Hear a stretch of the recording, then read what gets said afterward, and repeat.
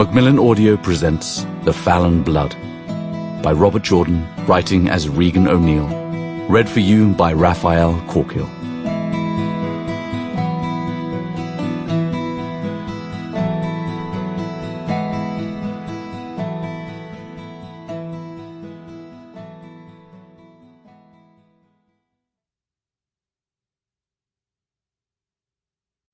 Chapter 1.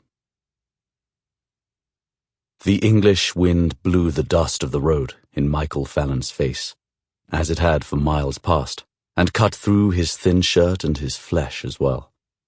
He'd given up wishing he still had a coat.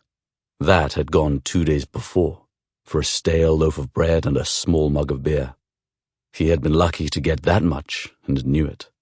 In this country, there was more likely to be a kick and a curse for an Irishman than any sort of kindness. Perhaps he thought he should have sold the contents of the bag he carried. Sold it long ago. He hugged the long, narrow sack tighter and grinned mirthlessly.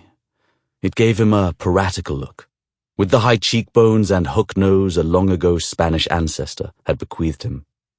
Only startlingly blue eyes kept him from being one of the black Irish, those other descendants of storm-tossed Spanish Armada survivors. His grin faded. The selling would have changed nothing. Some things were fated to be, and he had the feeling he had been fated to walk this endless English road, fated from the day he was born. Ahead, around a bend in the road, an inn appeared. The brightly painted sign swung violently in the wind, but he could still make it out. A man knelt in front of a huge figure wearing a crown and holding a scepter. Below, in neat letters, it said, "The King's Man." It was the place he had been seeking. He leaned against the rough stone fence along the side of the road. Frowning, he turned up his foot to examine the hole in his left boot and the blister that had formed it. He was stalling. He had seen that blister 50 times before. This was the place he'd sought, but now, in sight of it, he wondered if he had the right to involve anyone else in his troubles even for an hour. The man bustling out of the inn shielded his broad face from the wind with one hand and headed for the barn, muttering to himself about eggs. He gave a casual glance up the road and slowly came to a halt. He stared hard at the dark-haired traveller. "It can't be," he whispered. A smile spread across his face. Michael Shane Fallon, is it you, or is it your ghost I'm seeing?" "It's me, Timothy Kavanagh, me, or what's left of me. I'd heard about the sign, but I didn't quite believe it. Have you become a good Englishman, then, bowing and scraping to their fat German king?" "Don't be talking like that where people might be hearing you." Kavanagh glanced around nervously, though there was no one in sight. "Come inside before you get the both of us arrested for sedition."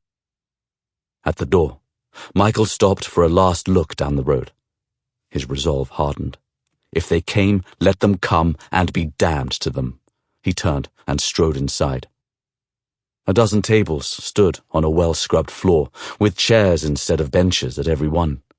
The only other occupant was a barmaid, a pretty girl with coppery hair, and remarkable breasts, Michael noted. At their entrance, she began industriously scrubbing at the bar with a rag.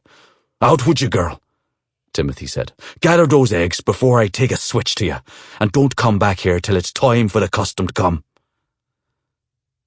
She trotted out, with an interested smile for Michael. He shook his head. He was sorry for that interest.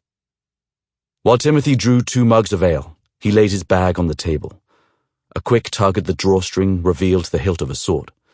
He pulled 2 pistols to where they, too, lay just inside the opening. Kavanagh set the mugs and plate of meat and cheese on the table, ignoring the bag and its contents. "Sit, man, sit. Is it on your way back to the old country you are? I remember you were always talking about going back after we were mustered out." "I've been there and left," Michael said, dropping heavily to a chair. He tried to keep his hand steady as he popped the first piece.